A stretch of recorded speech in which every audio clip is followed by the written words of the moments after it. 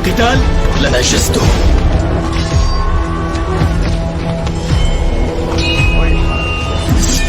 ينهى القوم عن القتال ويشير بالرجوع، ثم يكون رجل المبارزة مع عبد خالد الوليد.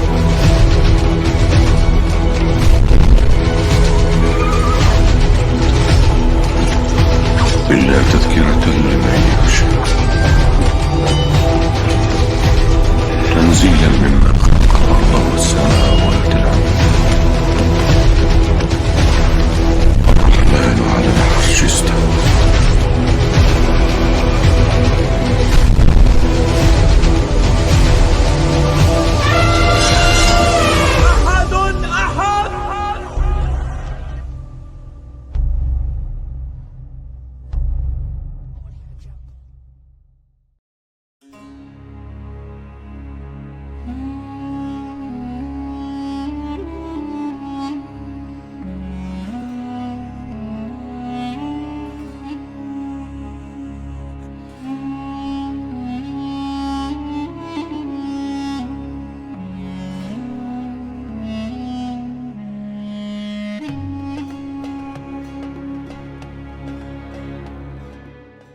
Kitab Taurat, dalam pandangan para ilmuwan Muslim, merupakan bagian penting dari sejarah wahyu yang Allah turunkan kepada umat manusia sebelum datangnya Al-Quran. Para ulama dan mufasir memandang Taurat sebagai kitab suci yang memiliki kedudukan tinggi di antara kitab-kitab sebelumnya, karena ia diturunkan langsung kepada Nabi Musa alaihissalam sebagai pedoman bagi Bani Israel. Dalam Al-Quran, Allah menyebut Taurat dengan penuh kehormatan sebagai kitab yang di dalamnya terdapat petunjuk dan cahaya, serta menjadi pengajaran bagi orang-orang yang takut kepada Allah. Namun, dalam pemahaman para ilmuwan Muslim, Taurat yang ada pada masa sekarang tidak lagi sama dengan bentuk aslinya yang diturunkan di Bukit Sinai. Mereka menegaskan bahwa kitab itu telah mengalami perubahan, penyisipan, dan pengurangan yang dilakukan oleh generasi-generasi setelah Nabi Musa, baik karena faktor politik, keagamaan, maupun kepentingan duniawi yang menyelewengkan pesan aslinya. Para ahli tafsir seperti Ibnu Katsir menjelaskan bahwa Taurat adalah kitab hukum yang lengkap dan mengatur kehidupan Bani Israel dalam berbagai aspek, mulai dari akidah, ibadah, hingga hukum sosial dan pidana. Menurut beliau, isi Taurat pada awalnya penuh dengan petunjuk yang lurus, berisi perintah untuk menyembah Allah semata dan larangan dari menyekutukannya. Namun, karena keingkaran dan kelalaian mereka, banyak ayat-ayat yang mereka ubah untuk menyesuaikan dengan hawa nafsu. Ibnu Katsir menukil pendapat ulama terdahulu bahwa para rahib dan pendeta Yahudi seringkali mengganti isi Taurat sesuai dengan kepentingan penguasa atau untuk mendapatkan kedudukan di tengah masyarakat. Imam Al-Qurtubi juga menegaskan dalam tafsirnya bahwa perubahan Taurat terjadi secara bertahap. Sebagian dihapus secara lisan melalui penyimpangan makna, sebagian lagi diubah secara tulisan ketika mereka menyalin naskah-naskah lama. Al-Qurtubi memaparkan bahwa umat Yahudi setelah masa penawanan di Babilonia kehilangan banyak naskah asli Taurat akibat kehancuran Baitul Maqdis, sehingga ketika mereka kembali ke Yerusalem, mereka menulis ulang berdasarkan ingatan dan catatan yang berserakan. Dari sinilah muncul perbedaan teks dan tafsir di antara mereka, sehingga Taurat yang mereka pegang setelah itu sudah tidak lagi identik dengan yang diturunkan kepada Musa. Al-Ghazali dalam karyanya menilai bahwa perubahan Taurat tidak berarti menghapus seluruh kebenaran yang ada di dalamnya. Ia menjelaskan bahwa sebagian kandungan Taurat masih mengandung cahaya wahyu yang benar, terutama dalam hal prinsip tauhid dan ajaran moral. Namun, beliau menegaskan bahwa banyak bagian yang telah dikaburkan oleh tangan manusia. Al-Ghazali membagi isi Taurat menjadi 3 bagian, yaitu bagian yang masih benar dan selaras dengan wahyu ilahi, bagian yang telah dirusak dan bertentangan dengan prinsip tauhid, serta bagian yang bersifat kabar sejarah atau hukum duniawi yang disusun oleh manusia. Ulama besar seperti Fakhruddin Ar-Razi menjelaskan bahwa keaslian Taurat dapat dibuktikan hanya melalui wahyu yang datang setelahnya, yaitu Al-Quran. Sebab, menurutnya, Al-Quran berfungsi sebagai muhaimin, yakni penjaga dan pembenar bagi kitab-kitab sebelumnya. Ia menegaskan bahwa Al-Quran tidak menolak keberadaan Taurat sebagai wahyu ilahi, tetapi mengoreksi penyimpangan yang dilakukan manusia terhadapnya. Fakhruddin Ar-Razi menyebutkan bahwa Taurat sejatinya berisi kabar gembira tentang kedatangan Nabi terakhir, Muhammad Shallallahu Alaihi Wasallam, dan tanda-tanda kenabiannya telah disebut secara jelas di dalam naskah aslinya. Namun, kaum Yahudi menghapus atau menyelewengkan bagian tersebut karena tidak mau mengakui kerasulan Nabi Muhammad. Ibnu Taimiyah dalam bukunya juga memberikan penjelasan panjang tentang kondisi Taurat yang ada di tangan orang Yahudi. Ia berpendapat bahwa Taurat yang asli memang pernah ditulis di atas lembaran batu dan kulit binatang dengan penjagaan yang ketat. Namun, ketika Baitul Maqdis dihancurkan oleh bangsa Babilonia, naskah-naskah itu lenyap. Ia mengutip banyak sumber Yahudi sendiri yang mengakui bahwa setelah masa pembuangan, mereka hanya memiliki salinan dari ingatan para ulama mereka, seperti Ezra. Dari sinilah timbul berbagai versi Taurat, seperti Taurat Samaria dan Taurat Masoret yang saling berbeda dalam teks dan susunan. Ibnu Taimiyah menilai bahwa perubahan itu bukan hanya pada teks, tetapi juga pada makna. Banyak hukum-hukum syariat yang dahulu bersifat murni ibadah kepada Allah digantikan dengan hukum yang bersifat ritual simbolik atau bahkan mitos yang tidak sesuai dengan tauhid. Para ilmuwan Muslim di berbagai zaman sepakat bahwa Taurat asli adalah kalam Allah yang benar, diturunkan kepada Musa dengan wahyu langsung. Al-Quran menguatkan hal ini dalam beberapa ayat yang menyebut bahwa Musa menerima alwah, yaitu lembaran-lembaran yang berisi petunjuk dan penjelasan. Akan tetapi, mereka juga menyatakan bahwa umat Yahudi telah melakukan tindakan tahrif, yakni mengubah kata-kata dari tempatnya, sebagaimana disebut dalam Al-Quran. Perubahan itu tidak selalu berarti mengganti seluruh kitab, melainkan menyelewengkan makna ayat dengan tafsir yang menyesatkan, menyembunyikan ayat yang mereka tidak sukai, atau mengganti kata tertentu agar maknanya berubah. Ulama seperti As-Suyuti dalam Al-Itqan fi Ulumil Quran menguraikan bahwa tahrif terhadap Taurat terbagi menjadi dua jenis, yaitu tahrif lafzi dan tahrif maknawi. Tahrif lafzi adalah perubahan pada teks atau kata-kata yang tertulis, sedangkan tahrif maknawi adalah penyimpangan makna melalui tafsir dan penafsiran yang menyesatkan. As-Suyuti juga menjelaskan bahwa tahrif yang dilakukan oleh sebagian kaum Yahudi bukanlah hal yang menyeluruh, karena sebagian masih menjaga sebagian teks yang benar, namun isi yang terkait dengan kenabian Muhammad atau janji tentang datangnya Rasul dari bangsa Arab sengaja dihapus atau diubah agar tidak menurunkan posisi mereka sebagai bangsa pilihan. Selain para mufasir klasik, ilmuwan Muslim modern juga mengkaji Taurat dari sisi sejarah dan filologi. Tokoh seperti Muhammad Abduh dan Rashid Rida menyoroti kontradiksi dalam teks Taurat modern, seperti kisah-kisah tentang Allah yang menyerupai manusia atau hukum-hukum yang menyalahi fitrah. Mereka menjelaskan bahwa ini menunjukkan adanya campur tangan manusia dalam penyusunannya. Rashid Rida menulis bahwa banyak kisah dalam Taurat merupakan catatan sejarah bangsa Israel yang kemudian dilegitimasi sebagai wahyu oleh para penulisnya. Sementara wahyu asli telah bercampur dengan legenda dan catatan politik. Oleh sebab itu, kaum muslimin harus berpegang kepada Al-Quran sebagai penyaring utama dalam memahami wahyu terdahulu. Dalam literatur tafsir dan teologi Islam, para ilmuwan juga menekankan bahwa meskipun Taurat telah diubah, keberadaannya tetap memiliki nilai historis karena menunjukkan kesinambungan risalah ilahi. Musa tetap dihormati sebagai nabi besar dan penerima wahyu, dan kisah-kisah dalam Taurat yang masih sejalan dengan Al-Quran dapat dijadikan pelajaran moral. Misalnya, kisah keluarnya Bani Israel dari Mesir pertemuan Musa dengan Fir'aun, dan peristiwa turunnya manna dan salwa masih dianggap bagian dari sejarah kenabian yang diakui oleh Islam.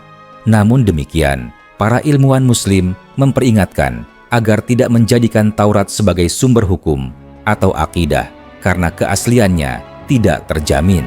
Rasulullah sendiri melarang umat Islam untuk mempercayai isi kitab mereka secara mutlak. Dalam sebuah hadis disebutkan bahwa jika ahli kitab menyampaikan sesuatu, maka jangan dibenarkan sepenuhnya dan jangan pula didustakan, tetapi cukup dikatakan, kami beriman kepada Allah dan kepada apa yang diturunkan kepada kami. Prinsip ini menjadi dasar bagi para ulama untuk bersikap hati-hati dalam menafsirkan kisah-kisah Israiliyat yang bersumber dari Taurat dan kitab Yahudi lainnya. Para cendekiawan Islam juga berpendapat bahwa meskipun Taurat telah berubah, ajaran dasarnya tentang tauhid dan moralitas tidak sepenuhnya hilang. Hal ini menunjukkan bahwa Allah masih menjaga sebagian kebenaran agar menjadi bukti bagi umat manusia bahwa risalah para nabi saling bersambung dan memiliki inti yang sama, yaitu menyeru kepada penyembahan hanya kepada Allah. Namun, karena ketamakan dunia dan penyimpangan hati, manusia mengubah wahyu menjadi alat untuk kepentingan pribadi dan golongan. Oleh karena itu, datanglah Al-Quran sebagai penyempurna dan pelurus bagi semua kitab terdahulu. Dengan demikian, pandangan ilmuwan Muslim terhadap Taurat mencerminkan keseimbangan antara penghormatan terhadap wahyu Allah yang telah lalu dan kewaspadaan terhadap perubahan yang dilakukan manusia. Taurat dihormati karena asalnya dari Allah, tetapi tidak dijadikan pedoman hukum karena telah bercampur dengan unsur-unsur manusiawi. Al-Quran menegaskan posisi itu dengan menyebut dirinya sebagai penjaga atas kitab-kitab sebelumnya. Maka, bagi umat Islam, memahami Taurat bukanlah untuk mengambil ajarannya secara langsung, tetapi untuk mengenal perjalanan wahyu dan menyaksikan bagaimana kebenaran selalu dijaga oleh Allah hingga diturunkannya Al-Quran yang menjadi penutup risalah. Pandangan para ilmuwan Muslim dari masa ke masa tentang Taurat ini menunjukkan keluasan ilmu dan kebijaksanaan mereka dalam menilai wahyu yang telah berlalu. Mereka tidak menolak eksistensinya, tetapi menempatkannya pada posisi yang seharusnya, yaitu sebagai bagian dari sejarah kenabian yang telah disempurnakan oleh Al-Quran. Taurat dalam pandangan Islam adalah saksi dari perjalanan panjang manusia mencari petunjuk Tuhan, sebuah kitab yang awalnya murni dan penuh cahaya, namun kemudian menjadi cermin dari kelemahan manusia dalam menjaga amanat wahyu. Hanya dengan datangnya Al-Quranlah, cahaya wahyu itu kembali bersinar dengan sempurna, menerangi kegelapan yang ditinggalkan oleh perubahan tangan-tangan manusia terhadap kitab suci terdahulu. Para ilmuwan Muslim yang mendalami sejarah kenabian memandang bahwa Taurat bukan hanya sekadar kitab hukum, tetapi juga simbol dari hubungan langsung antara Nabi Musa dan Tuhannya di puncak Gunung Sinai. Mereka menggambarkan bagaimana peristiwa turunnya wahyu itu merupakan salah satu pertemuan paling agung antara manusia dengan kalam ilahi. Musa disebut dalam banyak ayat sebagai seorang yang diajak berbicara langsung oleh Allah tanpa perantara. Dari sinilah para ulama memahami bahwa Taurat merupakan kitab yang diwahyukan dengan cara yang sangat khusus, berbeda dengan sebagian nabi lain yang menerima wahyu melalui malaikat. Hal ini menunjukkan keagungan kedudukan Musa dan kesucian pesan yang dibawanya. Akan tetapi, seiring berjalannya waktu, generasi setelah Musa tidak mampu menjaga kemurnian amanat tersebut sebagaimana mestinya. Para sejarawan Muslim seperti Al-Mas'udi dan Ibnu Khaldun juga membahas posisi Taurat dalam sejarah umat manusia. Mereka memandang bahwa setelah masa kepemimpinan Yusya bin Nun yang meneruskan misi Musa, Bani Israel mulai mengalami kemunduran spiritual. Hukum-hukum yang termuat dalam Taurat tidak lagi dijalankan dengan kesungguhan, bahkan mereka menyelewengkan hukum-hukum yang berat agar tampak ringan bagi diri mereka sendiri. Misalnya, dalam hukum tentang hari Sabat, banyak dari mereka yang mencoba mengakali larangan berburu dengan cara yang tampak sah, namun hakikatnya melanggar perintah Allah. Ulama menilai bahwa sejak saat itu, kecenderungan mereka untuk mengubah makna wahyu mulai tumbuh, dan puncaknya terjadi ketika Taurat ditulis ulang setelah kehancuran Baitul Maqdis oleh bangsa Babilonia. Dalam pandangan para mufasir, penyimpangan terhadap Taurat bukan hanya menunjukkan lemahnya pemeliharaan terhadap wahyu, tetapi juga mencerminkan kondisi batin umat yang telah jauh dari ketakwaan. Mereka menafsirkan bahwa setiap perubahan terhadap kalam Allah muncul karena penyakit hati berupa kesombongan dan cinta dunia. Ulama seperti Az-Zamakhsyari mengaitkan hal ini dengan firman Allah yang menyebut bahwa mereka menukar ayat-ayat Allah dengan harga yang sedikit. Ini menunjukkan bahwa distorsi terhadap Taurat tidak terjadi secara kebetulan, tetapi merupakan hasil dari keputusan sadar untuk mengubah kebenaran agar sesuai dengan kepentingan duniawi. Sebagian ulama ahli kalam seperti Al-Baqilani dan Al-Juwaini membahas Taurat dari sisi rasional. Mereka berargumen bahwa meskipun teks yang sekarang disebut Taurat mengandung unsur wahyu, banyak bagian yang tidak mungkin berasal dari Tuhan karena bertentangan dengan prinsip keadilan dan kesucian ilahi. Misalnya, kisah-kisah yang menggambarkan para nabi dengan sifat-sifat yang tidak layak atau penyebutan Tuhan dengan ciri-ciri jasmani. Menurut mereka, ini menunjukkan bahwa penulis-penulis Taurat pasca pengasingan telah memasukkan unsur dongeng, tradisi lisan, dan pandangan mitologis yang diambil dari bangsa-bangsa sekitar seperti Mesir dan Babilonia. Para ulama kemudian menegaskan bahwa hanya melalui Al-Quran manusia dapat mengetahui mana bagian Taurat yang benar-benar bersumber dari wahyu dan mana yang merupakan tambahan manusia. Pemikir Muslim seperti Al-Jahiz dan Ibnu Hazm juga mengkritik Taurat dari sudut linguistik dan logika. Ibnu Hazm dalam karyanya Al-Fasl fi Al-Milal wa Al-Ahwa wa An-Nihal menunjukkan banyak kontradiksi internal dalam teks Taurat yang ia bandingkan dengan Al-Quran. Ia menyebutkan bahwa dalam satu bagian Taurat dikatakan Musa wafat dan dikuburkan, namun kisah itu ditulis seolah-olah oleh Musa sendiri. Hal ini menjadi bukti bahwa penulisan Taurat dilakukan setelah kematian Musa oleh orang lain. Ia juga menunjukkan adanya ketidaksesuaian kronologi dan silsilah yang tidak mungkin terjadi bila Taurat ditulis berdasarkan wahyu langsung tanpa campur tangan manusia. Analisis-analisis seperti ini menjadi dasar argumen para ulama bahwa Taurat yang beredar di tangan umat Yahudi tidak dapat lagi dianggap sebagai wahyu murni. Dalam tradisi Islam, pembahasan tentang Taurat tidak hanya terbatas pada teksnya, tetapi juga pada peranan kaum Yahudi dalam sejarah wahyu. Para ilmuwan Muslim menganggap bahwa tugas menjaga wahyu merupakan amanah besar yang gagal mereka tunaikan dengan benar. Oleh karena itu, amanah itu akhirnya dipindahkan kepada umat Islam melalui Al-Quran.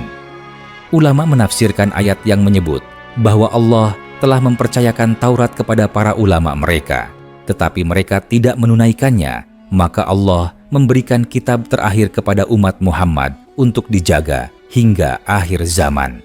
Dari sini lahirlah pandangan bahwa Al-Quran bukan sekadar kitab penyempurna, melainkan juga penjaga terhadap penyimpangan kitab-kitab terdahulu.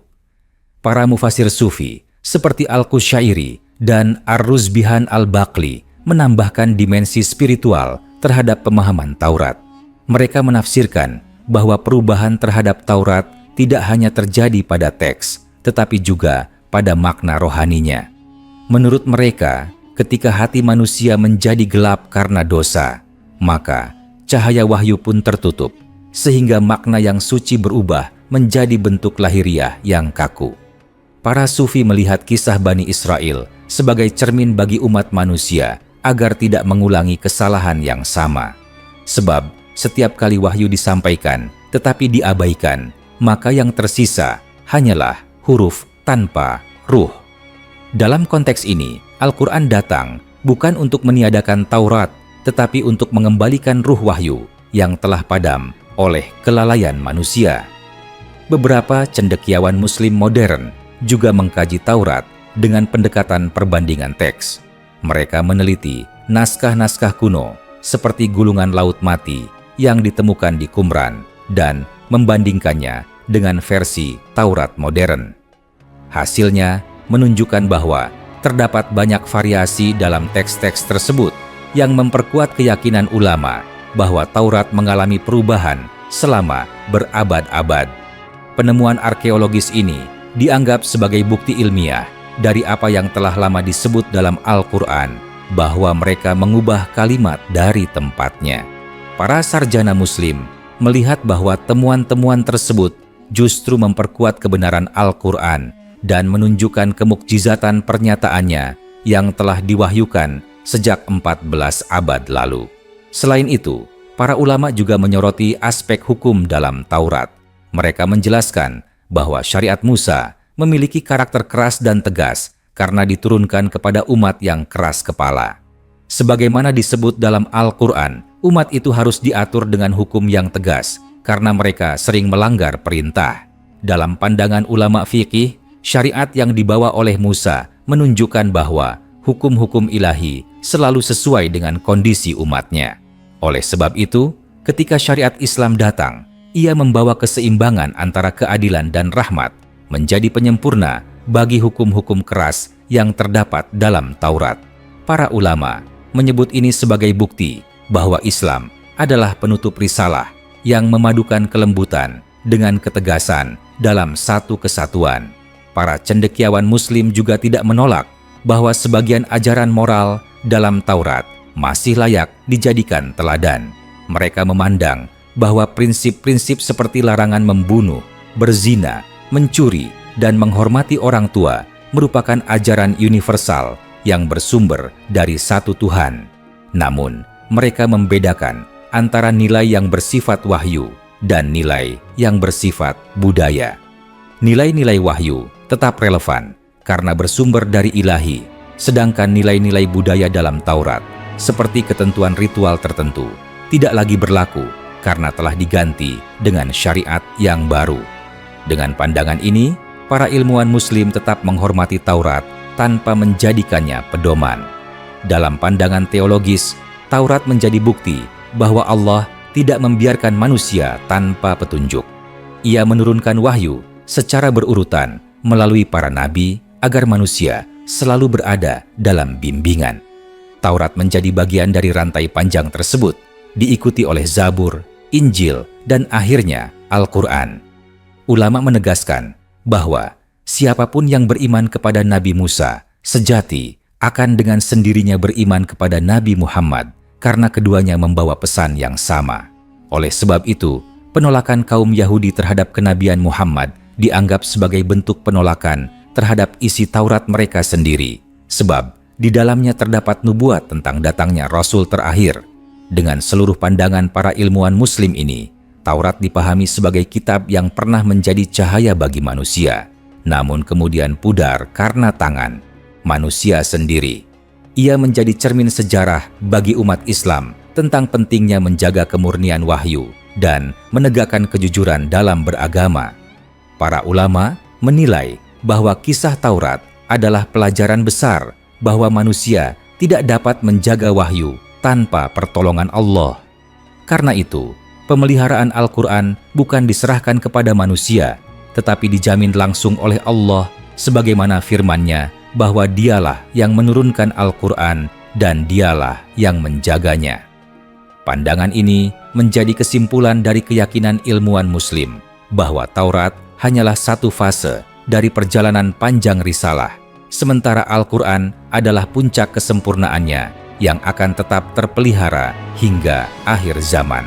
Dalam pandangan para ilmuwan Muslim, pembahasan mengenai Taurat tidak pernah dilepaskan dari konteks sejarah kebudayaan bangsa-bangsa yang mengelilingi Bani Israel.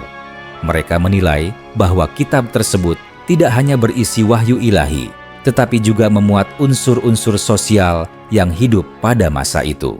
Para ulama sejarah seperti As-Suyuti dan Abu Raihan Al-Biruni menelusuri jejak bahwa sebagian hukum dalam Taurat memiliki kemiripan dengan tradisi hukum Mesir dan Babilonia. Hal ini bukan berarti Taurat meniru mereka, melainkan menunjukkan bahwa risalah Musa datang untuk memperbaiki praktik yang sudah ada agar sesuai dengan kehendak Allah.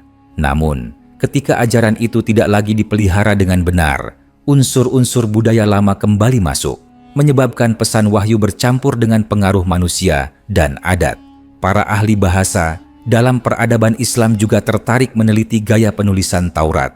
Mereka membandingkannya dengan bahasa Al-Quran untuk menunjukkan perbedaan karakteristik wahyu yang asli dan tulisan manusia. Ulama seperti Al-Farra dan Al-Khalil bin Ahmad menyatakan bahwa gaya bahasa Taurat yang sampai ke tangan Yahudi modern tidak memiliki keindahan struktur atau kekuatan makna seperti kalam ilahi yang dikenal dalam Al-Quran. Menurut mereka, hal ini menjadi bukti bahwa Taurat sekarang bukan sepenuhnya firman Allah, karena wahyu sejati selalu memiliki kekuatan ruhani yang tak tertandingi. Di sisi lain, mereka tetap mengakui bahwa dalam naskah Taurat masih terdapat kalimat yang jelas berasal dari sumber wahyu, namun telah kehilangan kemurnian ritme dan susunan aslinya akibat perubahan penyalinan yang berulang. Dalam bidang ilmu perbandingan agama, para ilmuwan Muslim menguraikan bahwa Taurat memiliki fungsi yang mirip dengan Al-Quran dalam aspek membangun masyarakat. Mereka menilai bahwa Musa bukan hanya seorang rasul, melainkan juga pembentuk bangsa. Taurat menjadi dasar konstitusi bagi umatnya, mengatur kehidupan sosial, ekonomi, dan ritual. Ulama seperti Ibnu Khaldun menegaskan bahwa syariat Musa merupakan bentuk awal dari hukum bernegara berbasis wahyu. Namun, setelah para penerusnya gagal menjaga keseimbangan antara agama dan kekuasaan, Taurat menjadi sekadar simbol politik, bukan lagi sumber akhlak. Dari sinilah muncul penyimpangan besar dalam sejarah Bani Israel yang berujung pada penghapusan sebagian hukum dan munculnya interpretasi yang saling bertentangan. Dalam filsafat Islam, khususnya di kalangan pengikut Al-Farabi dan Ibnu Sina, Taurat dipahami sebagai bukti bahwa wahyu dan akal bukanlah dua hal yang bertentangan. Mereka menilai bahwa Musa menerima hukum ilahi yang sesuai dengan logika moral manusia. Namun, seiring waktu tafsir yang keliru menyebabkan Taurat kehilangan keseimbangannya antara nalar dan keyakinan. Ibnu Sina menyebut bahwa syariat yang benar harus sejalan dengan hikmah, sementara penyimpangan dalam Taurat menunjukkan akibat ketika wahyu dipisahkan dari kebijaksanaan. Para filosof Muslim melihat hal ini sebagai alasan mengapa Al-Quran datang untuk mengembalikan harmoni antara rasio dan wahyu, bukan untuk menolak kitab-kitab terdahulu, melainkan untuk meluruskan arah pemahaman manusia terhadap wahyu Tuhan. Beberapa ahli sejarah Islam juga mengkaji tokoh-tokoh penjaga Taurat di masa lalu. Mereka menulis bahwa di antara keturunan Nabi Harun ada golongan pendeta yang bertugas menjaga lembaran-lembaran wahyu. Namun, setelah penaklukan bangsa asing seperti Asyur dan Babilonia, banyak di antara mereka yang terbunuh atau ditawan. Ketika Ezra dan beberapa ulama Yahudi mencoba menulis ulang Taurat, sebagian besar teks hanya disusun berdasarkan ingatan dan tradisi lisan. Dalam pandangan ulama Muslim, tindakan itu menunjukkan niat baik untuk menghidupkan kembali hukum Musa, tetapi pada saat yang sama membuka ruang besar bagi kesalahan dan penambahan. Karena itu, mereka menyebut bahwa Taurat yang lahir setelah masa penawanan bukan lagi kalam yang murni, melainkan hasil campuran antara wahyu dan tafsir manusia. Para ahli tafsir seperti Ath-Thabari menambahkan bahwa salah satu ciri khas penyimpangan Taurat adalah penghilangan berita tentang para nabi yang berasal dari luar Bani Israel.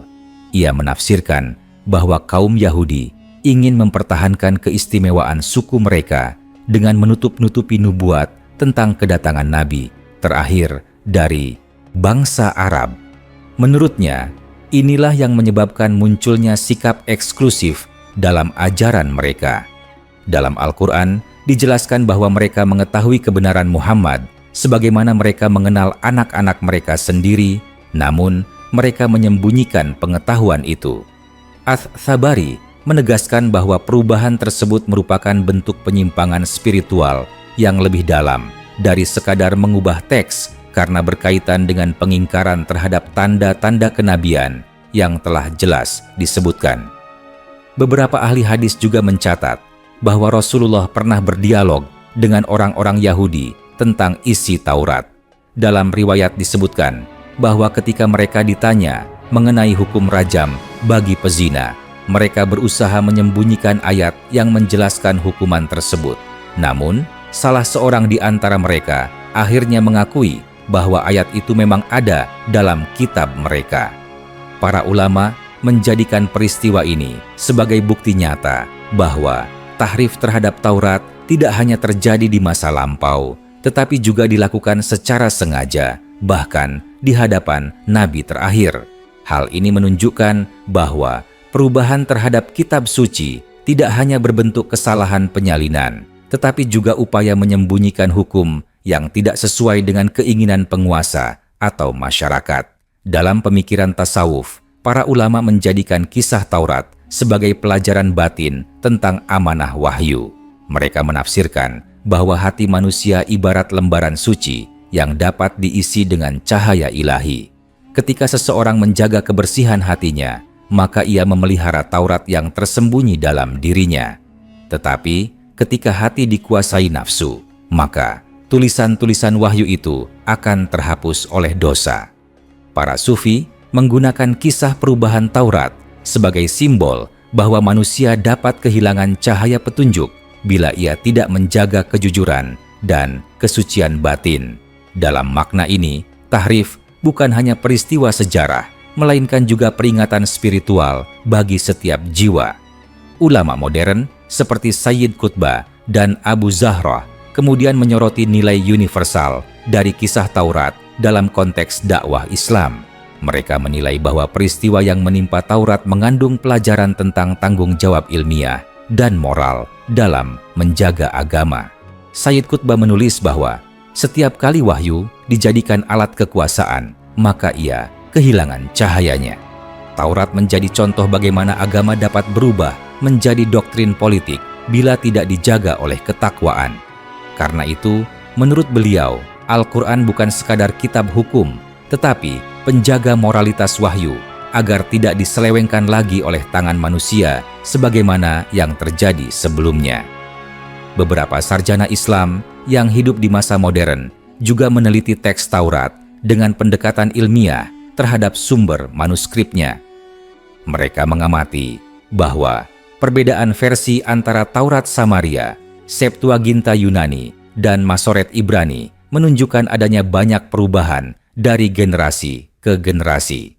Kajian mereka menemukan bahwa sebagian besar penyalinan dilakukan pada masa-masa politik Yahudi yang tidak stabil, sehingga setiap kelompok membuat penyesuaian terhadap teks untuk memperkuat legitimasi mereka.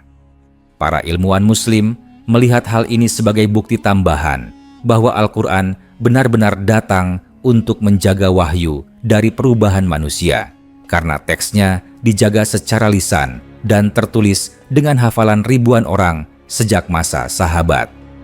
Dari seluruh penjelasan para ulama itu, dapat disimpulkan bahwa Taurat adalah saksi besar dalam perjalanan sejarah agama-agama samawi. Ia menunjukkan bahwa wahyu dapat menjadi sumber cahaya atau sumber perpecahan, tergantung bagaimana manusia memperlakukannya. Para ilmuwan Muslim menempatkan Taurat sebagai tanda bahwa kebenaran selalu datang dari Allah, namun keabadian pesan itu hanya dijamin bagi kitab terakhir. Karena itu, mereka mengajak umat Islam untuk mempelajari Taurat, bukan untuk mengikuti ajarannya, tetapi untuk mengambil hikmah dari perjalanan panjang wahyu, yang akhirnya berpuncak pada datangnya Al-Quran sebagai cahaya yang tidak akan pernah padam.